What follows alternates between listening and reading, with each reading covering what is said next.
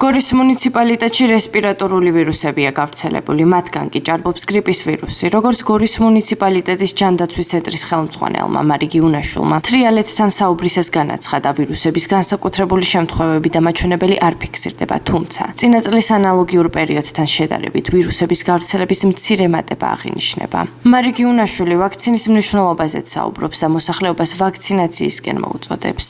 რაც შეეხება ჩვენს მუნიციპალიტეტში ეპიდსიტუაციას, ამ ეტაპზე არის რესპირატორული ვირუსები, ინფექციები და მათგან ჭარბობს, რა თქმა უნდა, გრიპის შემთხვევები გვაქვს, მაგრამ რაღაცა განსაკუთრებული შემთხვევებს ადგილი არ აქვს. თუ შევადარებთ იანვრის პირველ კვირას, მეორე კვირას პირველ კვირასთან მომატებული არის, მნიშვნელოვნად მომატებულია შემთხვევები, მაგრამ გასული წლის ამავე პერიოდთან შედარებით უმნიშვნელოდ არის მომატებული. ძირითადად ცირკულირებს ADAB ტიპის გრიპის ვირუსი, ამის საწინააღმდეგო ვაქცინაც გვაქვს და ეს ჯგუფები, რომელიც ახლა ცირკულირებს ვაქცინაში შედის, ამიტომ საშიშროებას აქ ისეც ვერ ვხედავ, თუმცა წინ იანვრის მეორე ნახევარია და თებერვალი და მარტი შესაძლებელია მოიმატოს შემთხვევების რაოდენობა.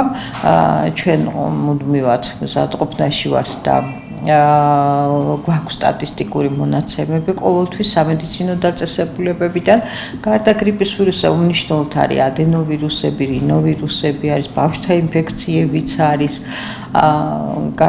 გრიპის ვირუსის საწინააღმდეგო ვაქცინა ისევ გვაქვს და აზრი აქვს კიდევ 1000-ს განსაკუთრებით რისკ ჯგუფებისთვის, ეს ასაკობრივად ვისაც ეკუთვნის და ვინც რისკ ჯგუფში არის იმათთვის და ქრონიკულად მოავადე და ადამიანებისთვის, წლამდე ასაკის ბავშვების 65 წელს გადაცილებული ასაკის პირებისთვის ვაქცინაციას კიდევ აქვს აზრი, იმიტომ რომ კიდევ ვიმეორებ, წინ კიდევ ზამთრის პერიოდია, ცივი პერიოდია, ორი კვირა უნდა იმუნიტეტის გამომუშავებას და ორი კვირის განმავლობაში უნდა ფრთხილად იყოს, რომ ვირუსის მქონე პირთან არ ქონდეს შეხება.